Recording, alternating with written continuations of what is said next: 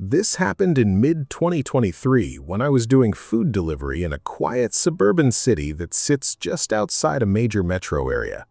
Most nights were predictable. Small orders, fast drop-offs, and the occasional customer who forgot to turn on the porch light. That evening started the same way. It was around 6:40 p.m., still a bit of daylight left but fading quickly. I had just finished a delivery to a family in a townhouse complex and was heading back toward the main road when I got another order. Pickup, a small restaurant inside a shopping strip near the edge of town. Delivery, a residential address about 15 minutes away. Name? Lena. Nothing unusual.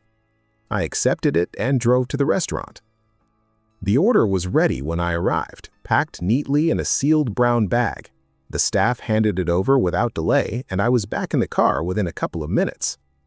The delivery address was in a quieter part of the city, one of those neighborhoods where houses are spaced further apart and the streets start to feel a bit too empty after dark. I didn't think much of it at the time. That was normal for delivery apps. But about halfway through the drive, something small caught my attention. The GPS route wasn't taking me through the main roads like usual. Instead, it kept shifting me onto smaller side streets, almost like it was avoiding the busier intersections for no clear reason. I remember glancing at the map and thinking it was just bad routing. Still, I followed it. The neighborhood I entered felt different.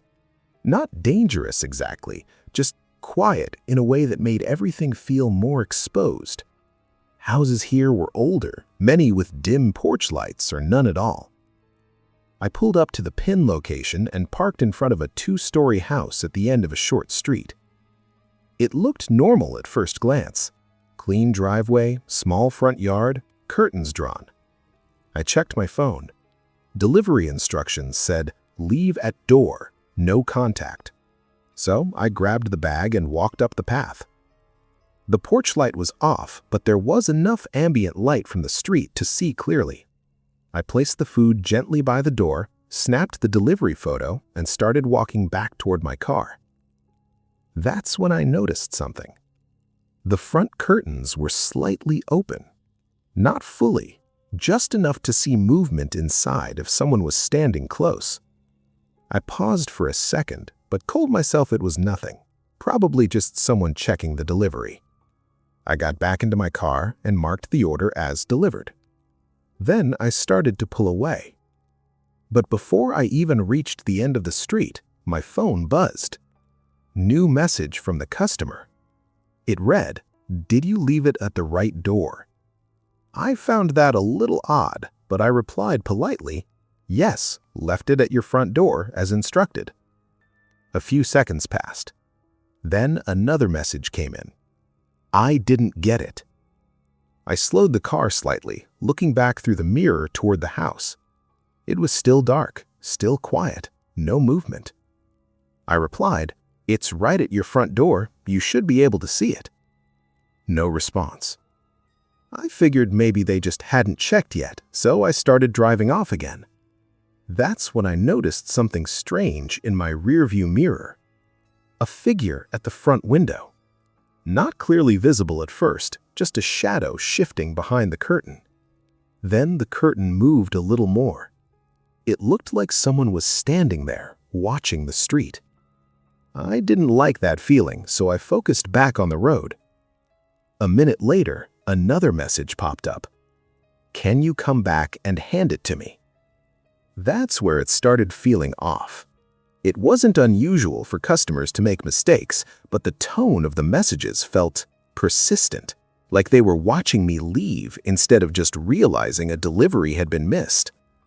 I hesitated. Then I replied, "I've already marked it as delivered. I can't come back, but I'll contact support if needed." No response. I was just about to forget it and move on to the next order when my phone buzzed again. This time, it wasn't a message. It was a call request from the same customer. I ignored it. A few seconds later, the phone rang again and again. I finally picked up. "Hello?" I said. At first, there was only silence. Then a soft voice came through. Not angry, not rushed, just calm. "You left it at the wrong place," the voice said. I stayed quiet for a second after hearing that. The voice on the other end wasn't aggressive, but there was something about its calmness that didn't sit right.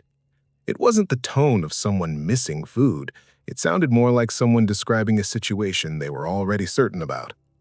I looked back toward the house through my rearview mirror. It was still there, dark and still, like it hadn't reacted to anything happening around it. "I left it at the front door," I said carefully. "That's exactly where your instructions said." A pause. Then the voice came back. "You didn't." That was it.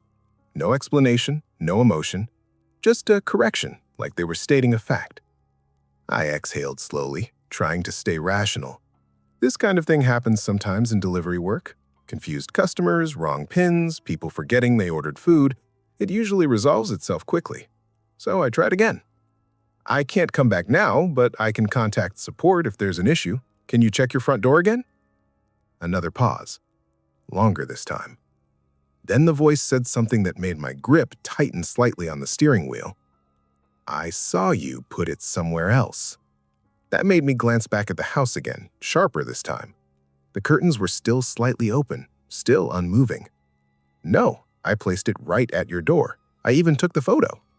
Silence again. Then the call abruptly ended. No goodbye, no hang-up noise. Just gone. I stared at my phone for a second, unsure of what just happened. Then I looked back at the road and started driving again.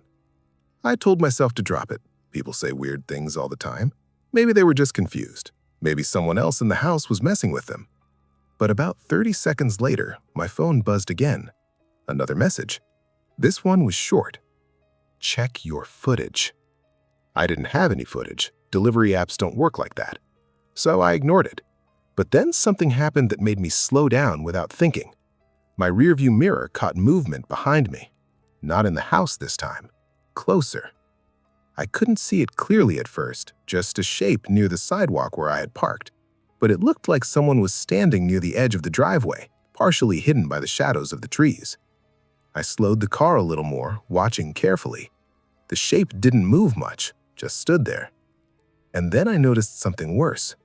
It wasn't standing at the door. It was standing slightly to the side of the house, near the windows, where I hadn't been. That's when a different thought hit me. What if someone had been inside the house watching the whole time? I pushed the thought away immediately. It sounded paranoid, but the feeling didn't go away. I checked the app again. The order was marked complete. Everything looked normal on my end.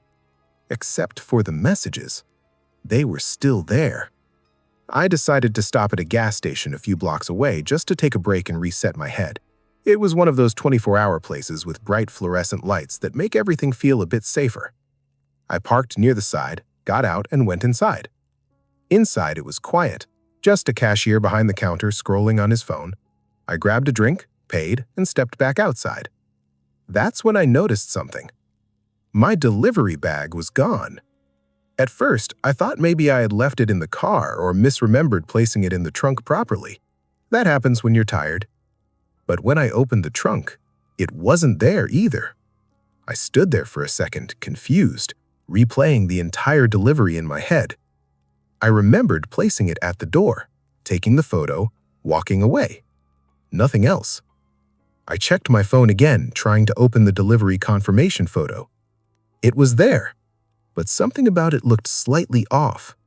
The angle was the same, but the lighting felt different, almost like it had been closer than I remembered standing. The door looked sharper in focus, like the camera had been nearer to it. I frowned and zoomed in, and that's when I noticed something that made my stomach tighten. The bag wasn't on the ground.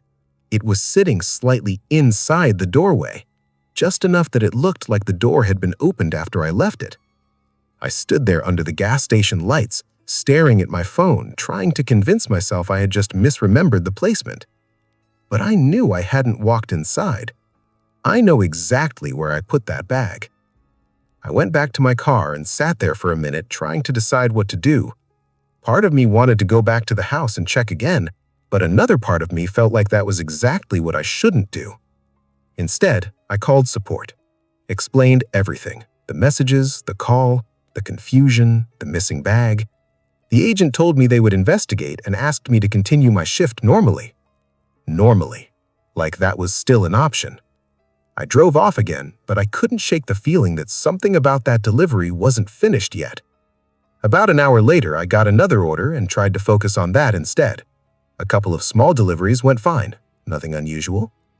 But then around 10:15 p.m., my phone buzzed again. Not a new order, a message notification from the same customer. My hands went cold before I even opened it. The message said, "You took something from my house." I immediately replied, "I didn't take anything. I left your order at the door." No response. A few seconds later, another message came in. "You were inside." That made me physically stop the car at a red light longer than I needed to. I reread it a few times.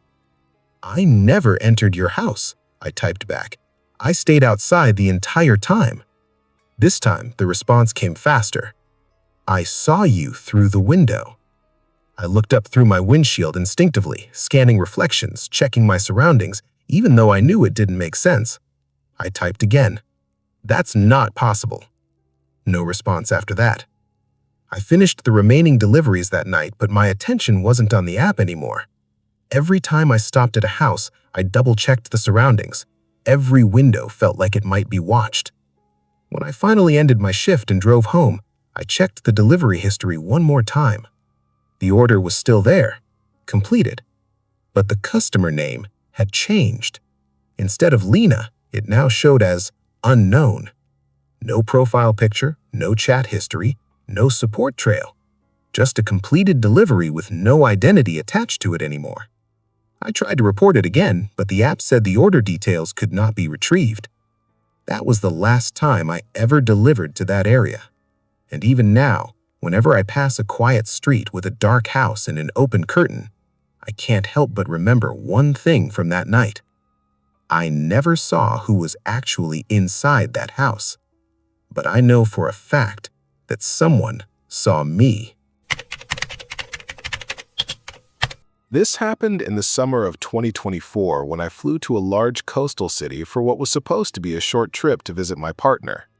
She was there for a training program and I had about a week free, so I decided to explore the city during the daytime and just relax in the evenings. I wasn't planning on using ride apps much. The area was supposed to be easy to get around, and we thought walking and public transport would be enough. That changed on the third day. We had spent most of the afternoon walking through a busy downtown area, visiting museums and small street markets. By evening, both of us were tired. My legs felt heavy, and all I wanted was to get back to the hotel, shower, and sleep for a bit before dinner. So, we decided to take a ride back. My partner requested the ride on her phone while I sat on a bench nearby scrolling through messages. She told me the car would arrive in about 10 minutes. It was already starting to get dark.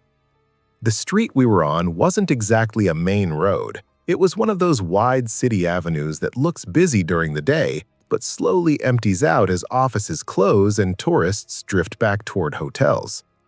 When the app showed the driver had arrived, she stood up and waved me over. A dark gray sedan had pulled up near the curb, slightly ahead of where we were sitting. It wasn't parked in a designated pickup zone, just kind of stopped there with hazard lights blinking. I remember thinking that was a bit odd, but not unusual enough to question. We walked over together. The driver didn't roll down his window or say anything at first, he just waited. My partner leaned slightly toward the front seat window. "Uber for Maya?" she asked. The driver gave a small nod. No verbal confirmation, no greeting, just that nod. The back door was already unlocked, so she opened it and got in. I followed right after her and closed the door. Inside, it was quiet. The car smelled faintly like cleaning spray, like someone had tried to make it smell fresh recently but overdid it. The driver still hadn't spoken. I remember that being the first small detail that felt slightly off. Most drivers at least say hello or confirm the name. This one didn't.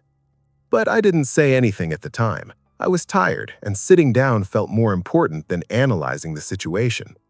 The car started moving before either of us spoke. My partner checked the app on her phone. "Yeah, this is the right one," she said quietly. I leaned back and looked out the window. The city was still active, but the energy had changed. Fewer pedestrians, more cars heading in different directions, everyone moving toward their own destinations. About 5 minutes into the ride, I noticed something strange. We weren't following the usual route. At first, I thought maybe it was traffic or a shortcut. Apps reroute all the time, but the longer I looked at the map on her phone, the more I realized we were going the opposite direction from the hotel. Not slightly off, fully wrong. I leaned forward a little. "Hey, I think the route is taking us the wrong way." No response. He didn't even glance at the mirror. My partner looked up from her phone now, more focused. "That's not the route I picked," she said more directly. Still, nothing. The car kept moving, steady speed, no signs of slowing down. That's when I started feeling a bit more alert. Not panic yet, but that quiet awareness when something stops matching expectations. I leaned forward again, more firmly this time. "Excuse me, did you get the correct destination?" This time, the driver slightly adjusted his grip on the steering wheel, but he didn't answer. Instead, he continued driving like nothing had been said. My partner tapped her phone a few times, checking the app. Then she frowned. "That's weird," she said. "It says the ride is confirmed, but the driver name doesn't match what I saw earlier." I leaned in to look at her screen. The driver profile photo looked slightly blurred, not just low resolution, but oddly generic, like it wasn't loading properly. The name was there, but it didn't feel familiar anymore. Still, I told myself it was probably just a glitch. We were in a busy city. Apps glitch sometimes. But the route kept getting worse. We were now heading into areas that looked less maintained, fewer shops, more closed buildings, long stretches of road with very few cars. My partner looked at me. "I don't like this," she said quietly. I didn't either. I leaned forward again, more firmly this time. "Hey, can you stop for a second? We need to confirm something." The driver finally reacted. Not by speaking. He glanced at the rearview mirror. Just a quick look. No expression, no acknowledgement. Then he looked forward again and kept driving, as if nothing had been said. That's when I felt something shift. The silence in the car stopped feeling neutral. It started feeling deliberate, like we were being taken somewhere instead of driven somewhere. My partner tightened her grip on her phone. "This isn't right," she said. "I'm canceling the ride." She opened the app. That's when something strange happened. Her phone briefly showed a message saying the ride had already been marked as completed, even though we were still inside the car. We both saw it. I remember her saying, "That's not possible." I leaned forward again, my voice more serious now. "Pull over, right now." No response.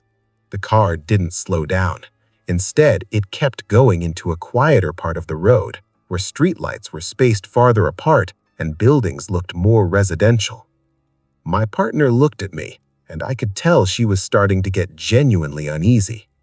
"We need to get out," she said. I nodded. We both started preparing to open the doors. That's when I noticed something else. The door handles weren't responding properly. I pulled mine once. Nothing. My partner tried hers too. Locked. We both looked at each other, and for the first time, I saw real concern in her face. "Did he lock us in?" she asked. I didn't answer immediately. I tried the handle again, harder this time. Still locked.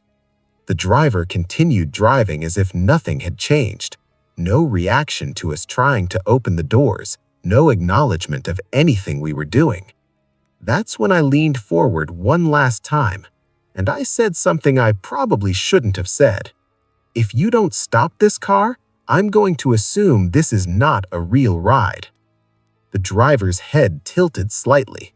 just a fraction. Then, for the first time since we got in, he spoke. And what he said didn't answer anything. He just said, "You already got in." Those 4 words didn't make sense at first. You already got in. It sounded simple, but the way he said it made it feel like it meant something else entirely. Not a response to what I said, but a statement about a situation that was already decided. My partner looked at me, her face tense now. "What does that mean?" she asked under her breath. I didn't have an answer. I tried the door again, harder this time. Still locked. The handle didn't even feel right anymore, like the mechanism had become unresponsive instead of just locked. The car kept moving. No braking, no hesitation, just steady forward motion into quieter streets. We had left the main roads completely now. The buildings around us were older, less maintained, with gaps between them where empty lots or dark alleys opened up. Street lights were farther apart and the shadows felt deeper because of it. I looked at the driver in the mirror again. He wasn't looking at us. He wasn't reacting at all. Just driving. My partner leaned closer to me. "We need to break a window," she whispered. I nodded slightly, but before either of us could do anything, the car suddenly slowed. Not sharply, not like a stop, just a gradual easing down like we were arriving somewhere. I looked ahead. There was no obvious destination, just a narrow side street that curved slightly between 2 old buildings. No signs, no people, no other cars. The car turned into it without us asking. That's when I realized something else. We weren't being taken to a normal drop-off point. This felt like an ending point. The car rolled to a stop in the middle of that narrow street. No curbside, no address marker. Just a quiet stretch of road barely lit by one distant street lamp. The engine stayed on. The driver didn't move. My partner reached for the handle again, testing it. Still locked. "Open the doors," I said firmly. No response. The driver just sat there for a moment, hands on the wheel. Then he spoke again, calm as before. "This is where it ends." That sentence hit differently. Not threatening in tone, not rushed, just final. My partner's breathing got heavier. "No," she said. "We're getting out." I leaned forward. "Open the doors," I repeated. "Now." For a moment, nothing happened. Then the driver slowly reached down. We heard a click, but instead of unlocking, something else changed. The interior light flickered slightly, and the car felt different. Not physically, but in atmosphere, like the situation had shifted from uncertain to intentional. My partner immediately tried her door. It opened. She didn't hesitate. She pushed it open and stepped out quickly onto the street. I followed right behind her. The moment my door opened, the air outside felt colder than I expected, even though it wasn't that late. We both moved away from the car immediately, keeping distance between us and it. I turned back to look. The driver was still sitting there, watching us now through the windshield. No expression, no movement. Then, without warning, he spoke again, louder this time. "You should have checked the driver." My partner grabbed my arm. "We need to go," she said quickly. We started walking fast down the street, not looking back. I kept expecting the car to move or follow or do something else, but it stayed where it was, just parked in the middle of that narrow road, engine still running. We reached the end of the street and turned back toward a more populated area. Only then did I finally look over my shoulder again. The car was gone. No headlights, no engine sound, nothing. Just an empty stretch of road where it had been. We stopped walking for a second, both of us trying to process what just happened. My partner immediately checked her phone. The ride was still active, but now the driver's name had changed. It no longer showed a real name. It just said, "Completed," even though we had never marked anything complete. We both looked at each other without speaking. Then she tried to report the ride through the app, but the system wouldn't let her open the trip details anymore. It kept showing an error message like the ride no longer existed in their records. We ended up walking the rest of the way back to the hotel in silence, constantly checking over our shoulders.